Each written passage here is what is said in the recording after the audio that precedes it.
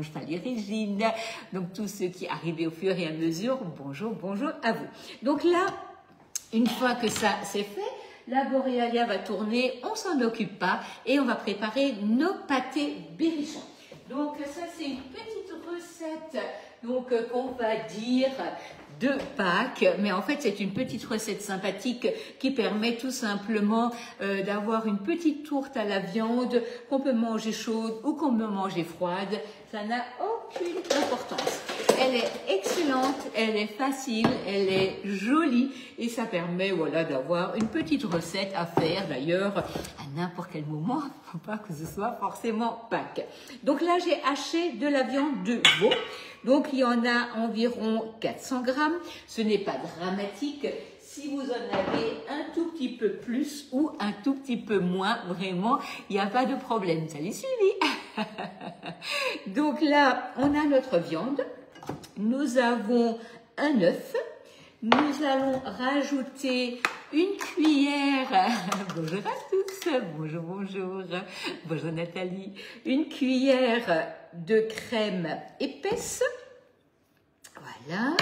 Nous allons rajouter des herbes fraîches. Alors là, j'ai beaucoup de chance. Mon persil est revenu, mais juste magnifiquement bien dans mon petit jardin aromatique. Et ma ciboulette également. Ça, c'est génial.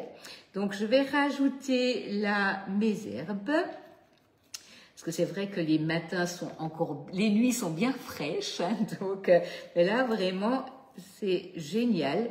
Mon persil me faisait un peu la tête. Et là, il est revenu. C'est juste magnifique. Donc, et c'est vrai que c'est quand même très agréable de pouvoir juste sortir et d'aller se chercher ces petites herbes aromatiques. Ça, c'est vraiment bien. Donc, persil, ciboulette. Et on va rajouter un peu de cognac, sel et poivre. On va mélanger tout ça et on va le mettre en pâte avec un œuf dur au milieu. Si vous avez envie, vous pouvez le faire bien entendu en grand. La seule chose qui sera un peu dommage, c'est que vous n'aurez pas à chaque fois un œuf dur pour chaque personne. Donc dans la présentation, hein. Mais voilà, sinon ce serait vraiment pas dramatique de le faire également en grand. Donc ici nous avons viande hachée de veau, nous avons crème épaisse, nous avons un œuf, nous avons de la ciboulette, nous avons du persil. On va rajouter un peu de cognac. Voilà. On va rajouter du sel et du poivre.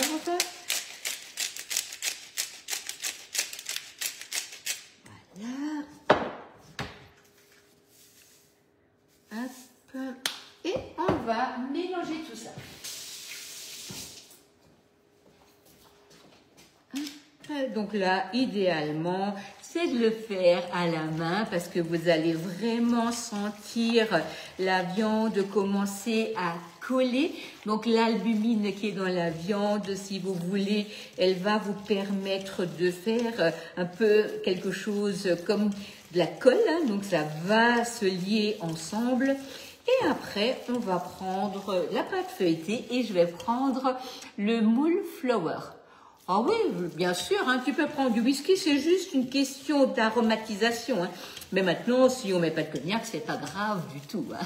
C'est juste, voilà, ça donne du goût, ça donne de l'arôme. Mais on peut prendre du rhum, on peut aussi prendre du whisky, c'est pas un souci. Moi, j'aime bien le cognac pour ce genre de choses parce que voilà, c'est un bon goût. Voilà, donc là, vous travaillez, vous voyez, jusqu'à ce que la viande commence à se coller. Et une fois que vous aurez ce résultat-là, eh ben, on va pouvoir commencer à mettre en pâte. La viande de veau, vous pouvez prendre un morceau d'épaule ou de collet, vous allez hacher ça, ça donnera une viande bien juteuse, hein, donc ça c'est vraiment très agréable. Ou demandez à votre boucher de vous faire une viande de veau hachée. Hein. Voilà, donc ça, on va le mettre de côté et on va prendre le moule flour.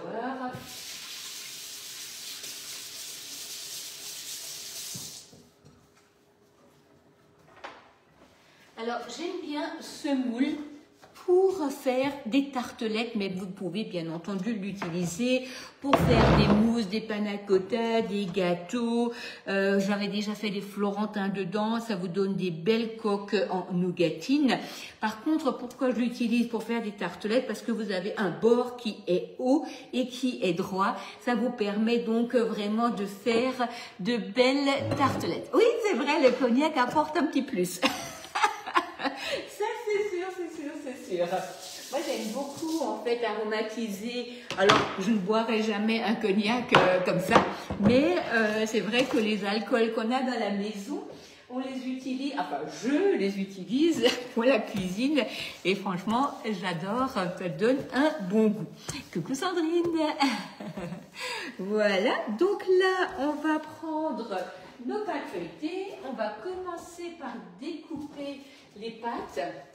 Alors là, on a une pâte feuilletée pur beurre, donc faites attention de ne pas les sortir en avance de votre réfrigérateur parce que sinon, en fait, ils vont s'étirer et ça, c'est très, très désagréable.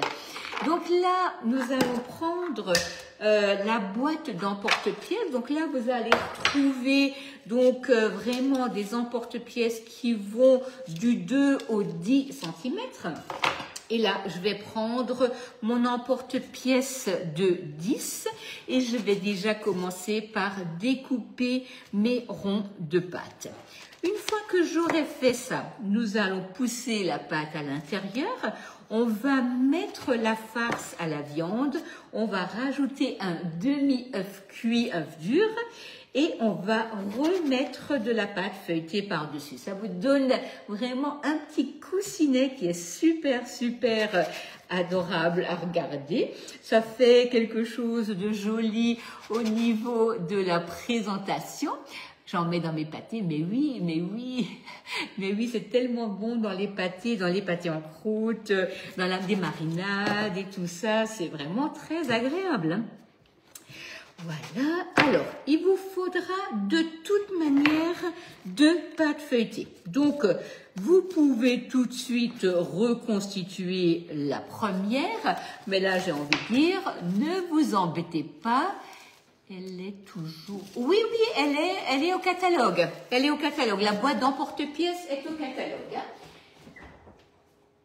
Je vous remettrai les liens sur la recette, comme ça vous retrouverez exactement ce dont vous avez besoin.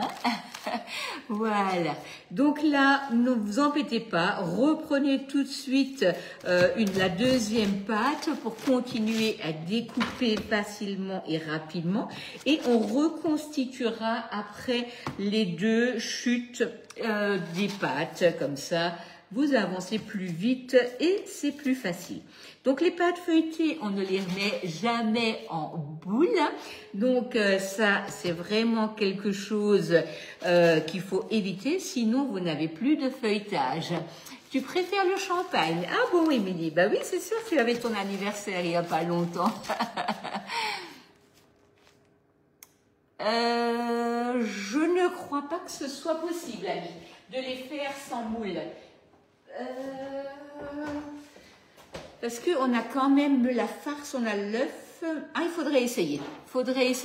C'est sûr que ça ne coulera pas, mais est-ce qu'on aura un beau visuel? Ça, faut essayer. Sinon, le moule à tarte couronne va très bien parce qu'on peut placer les œufs durs l'un à côté de l'autre et du coup, quand on coupe, on donne chaque fois une portion avec un œuf. Mais il faudrait essayer, hein. Voilà, donc là, on va positionner la pâte à l'intérieur du moule. Vous pouvez piquer ou pas, c'est pas vraiment important puisqu'en fait ce sera tellement lourd que ça va pas se soulever. Donc vraiment, si vous y pensez, vous le faites. Si vous ne le faites pas, il n'y a vraiment pas de souci. Voilà. Et on va mettre la farce et la pâte. Alors l'avantage des moules Guy de Marle, c'est que même si vous montez pas avec la pâte et même si vous avez la préparation qui coule, vous n'y verrez rien après la cuisson parce que ça va bien cuire, il n'y aura rien qui va attacher et ça c'est fantastique. Voilà, donc là, l'autre jour, en fait, j'en avais qui me restaient. On les a mangés froids, vraiment. C'est hyper agréable avec une salade, mais chaud, bien entendu. Hein, mais c'est pas grave si vous en avez qui restent. Et si vous les mangez froides, il n'y aura aucun problème. Oui, oui, Annie. Alors, le moule à tarte couronne, ça va très bien. L'emporte-pièce numéro 13, il sera un peu plus grand, Héloïsa. Ça, il sera un peu trop grand, hein. Mais vraiment, vous pouvez l'utiliser le 13. Vous aurez un petit débordement de pâte, ce n'est pas dramatique non plus, hein. Voilà. Hop. Donc là, vous préchauffez le four déjà à 200 degrés pour avoir un four bien chaud quand vous allez mettre donc la pâte feuilletée. Et après, on laissera cuire à peu près 10 minutes à 200 et après vous descendez à 180 pour finir la cuisson. Donc les œufs durs sont déjà cuits bien entendu puisqu'il fallait les écailler et il faut les couper en deux. Il ne faut pas vous brûler non plus les doigts. Donc on va positionner un demi-œuf par empreinte. Et on va couvrir avec de la pâte feuilletée et on va bien entendu dorer à l'œuf pour donner donc quelque chose de brillant. Voilà. Bonjour Sylvie, pas de souci, pas de souci. De toute manière, vous pourrez sans aucun problème retrouver l'intégralité de la vidéo en replay ou après sur YouTube et également sur la recette sur le club Guy de Marle. Voilà. Tac. Ok, donc là nous avons ici notre farce qui est répartie. Là maintenant, je vais prendre mes œufs durs et je vais les couper en deux et je vais les mettre sur ma farce. Donc c'est une farce à la viande de veau très très agréable. Donc vous n'avez pas forcément envie de prendre que du veau, vous pouvez sans aucun souci faire un mélange, mais la viande de veau, c'est vraiment très agréable. Donc, Agnès, aujourd'hui, là, je fais des petits pâtés berrichons, donc pâtés de Pâques, et on va après faire la tarte végétarienne aux légumes. Alors, une tarte folle, hein, pas quelque chose comme on avait fait la semaine dernière, avec une pâte qu'on met juste grossièrement sur la toile, une pâte avec de la farine de sarrasin et du fromage de chèvre. Voilà. Si vous avez des questions, n'hésitez surtout pas. Donc là, des œufs durs et on va mettre ça sur la farce. Si vous avez envie de les faire en petits, vous pouvez prendre des œufs de caille et les mettre également dans de la farce sans aucun problème. Voilà, nous avons, oui, des œufs de caille sans souci, mais il faudra que l'empreinte soit plus petite, hein, sinon votre œuf de caille, en fait, il va se noyer dans la farce et ce serait dommage. Mais oui, sans problème, sur des petites empreintes, ça ira très, très, très, très bien. Là, on va reprendre nos chutes de pâte. Et on va rajouter ça par-dessus. Alors, je vais déjà commencer par la première. Et là, je vais prendre un emporte-pièce un tout petit peu plus petit, déjà voir ce que ça donne. Voilà, le 9. Voilà, ça va très bien. Vous voyez, ça fait un petit coussinet. Donc, hop. On a le 9 cm et le 10 pour le fond et on va dorer à l'œuf. Alors, vous n'avez pas besoin de dorer à l'intérieur comme il y a la farce à la viande qui donne de l'humidité. Ça va très bien, hein, donc aucun problème. Vous pouvez bien entendu mettre de l'œuf, mais ce n'est pas nécessaire. Alors là, on a déjà les premières chutes. On va prendre les deuxièmes. On va tout mettre ensemble et réétaler pour avoir... Mais oui, c'est sûr, c'est ça. Quand on commence un live à 11h, c'est pour donner faim aux gens et pour vous donner envie de la refaire. Alors ça, c'est une vieille recette, hein, vraiment. C'est vraiment une recette que je fais chaque année à cette période. C'est une vieille recette, mais elle est excellente. Donc, vraiment, de toute manière, les recettes qu'on fait tout le temps, c'est les meilleures.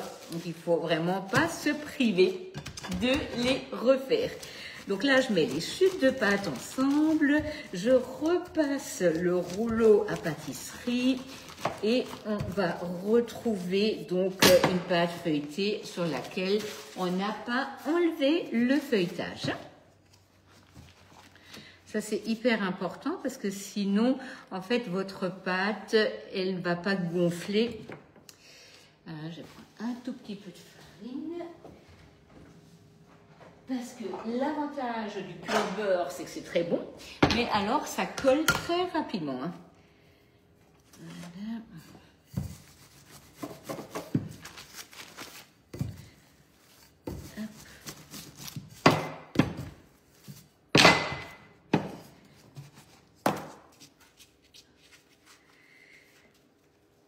Allez, on va terminer ça. On va le mettre au four et on va commencer. Oui, Barbara, tu peux le faire dans les grands ronds, bien entendu. C'est juste que l'œuf, il va un peu se noyer dans la préparation, hein, parce que le grand rond sera un peu plus large. Mais voilà, c'est pas du tout que c'est pas faisable. C'est juste que ton œuf sera pas aussi joliment présenté, hein, mais bien entendu, tu peux le faire, il n'y a pas de souci. Ce sera plus gourmand.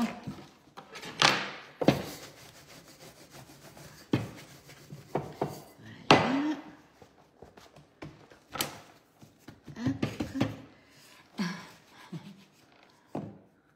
Oui, oui, bien sûr. La recette sera en ligne.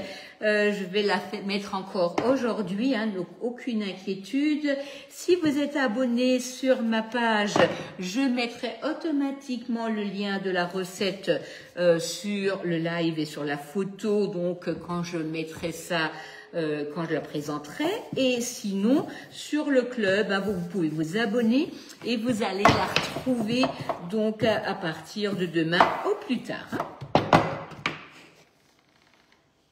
Oui, Annie, elle est sur le club. La glace à l'italienne, je l'ai mise, je ne sais plus, mais je l'ai mise fin de semaine, elle est dessus. Hein. Elle est dessus. Alors vraiment, toutes nos excuses, le club, parfois il est un peu lent en ce moment, mais il travaille sur le problème. Hein. Donc ça devrait vraiment s'arranger au plus vite. Allez-y le matin, allez-y le soir.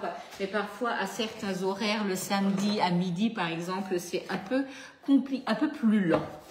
Oui, alors le four, il est en chaleur combinée, ça veut dire que la saule chauffe et la tournante tourne. Donc ça s'appelle chaleur combinée. Alors sur tous les fours, c'est pas pareil. Chez moi, ça s'appelle fonction pizza. Mais si vous avez cette position, je vous invite à l'utiliser. Elle est vraiment bien pour tout ce qui est à base de pâtes. Donc pizza, quiche, donc tourte, parce que ça vous cuit bien le fond et vous avez la rapidité de la chaleur tournante en plus et ça c'est vraiment très pratique. Voilà, donc voyez, vous avez des petits coussinets hein, qui sont vraiment superbes. On va prendre un œuf. Donc là, on va utiliser la petite cuillère magique qui est super pratique et on va dorer à l'œuf à l'aide du pinceau. Voilà. Hop. Et on va mettre ça au four. Le club Guy de Marle, en fait, c'est un endroit où on met toutes nos recettes. Donc le Club Guide de Marle, si vous cherchez par exemple une recette d'après un moule, vous pouvez mettre des filtres et chercher d'après le moule flower. Vous pouvez mettre un filtre et chercher d'après la conseillère. Vous pouvez mettre un fil et un filtre et chercher par saison, par ingrédient que vous avez dans le réfrigérateur. C'est notre marmiton chez Guide de Marle. Donc vous avez, je crois qu'il y a plus de 35 000 recettes en ligne. Donc vraiment, allez-y, c'est gratuit. Vous pouvez vous abonner, vous pouvez mettre vos favoris, vous pouvez créer vos menus. C'est vraiment hyper pratique. Hein. Donc, et le Club Guide de Marle, vous pouvez vous abonner donc aux personnes que vous suivez. Et donc, du coup, à chaque fois que je mets une recette en ligne, vous ouvrez le club, elle va apparaître. C'est pas du tout dramatique si vous ne vous abonnez pas au club, mais vous pourrez pas du coup créer vos favoris. Hein. Ça, c'est vraiment quelque chose à savoir. Si vous allez juste sur le club et vous visitez, bah, la fois d'après, vous ne saurez peut-être pas forcément la recette que vous aviez choisie. Bonjour Marie-Hélène, bonjour. Donc ça, c'est vraiment ça qui est le côté pratico-pratique. Hein. Voilà, donc le pinceau donc en silicone retient bien la matière, hein, donc ça c'est vraiment génial. Et nous avons ici les 12 flowers qui sont posés sur la plaque perforée pour avoir une bonne tenue et pour surtout ne pas retrouver avec un problème quand on veut prendre le moule en main et qu'il n'y a pas quelque chose en dessous. Voilà, donc oui, c'est la tourte berrichonne, c'est ça Christine, c'est ça. On va mettre ça au four, donc bien doré vos des chaleurs. Donc là, il faut vraiment faire attention à votre four. Donc regardez, là vous avez les petits pâtés de Pâques hein, qui sont cuits et qui vous donnent donc vraiment un beau coussinet grâce en fait à l'œuf dur et au gonflement de la pâte feuilletée. Donc ça c'est pour les petits pâtés berrichons et là en fait on va remettre le four un peu plus chaud et on va enfourner notre tarte rustique. Voilà, en tout cas un énorme merci pour votre présence. Je vous mets les recettes en ligne. N'hésitez pas, le club est à votre disposition. Si vous vous abonnez, vous pouvez mettre vos favoris. Les recettes seront donc toujours sur le live. Et si vous avez besoin de quelque chose, n'hésitez pas, vous allez sur la boutique ou vous me le dites si vous êtes à côté de chez moi. Et si vous allez sur la boutique pour la première fois, mettez le code Agnès68 en minuscule et attaché. Ça vous permettra d'avoir une réduction de 5 €. Merci à tous, bon appétit et je vous dis à demain soir.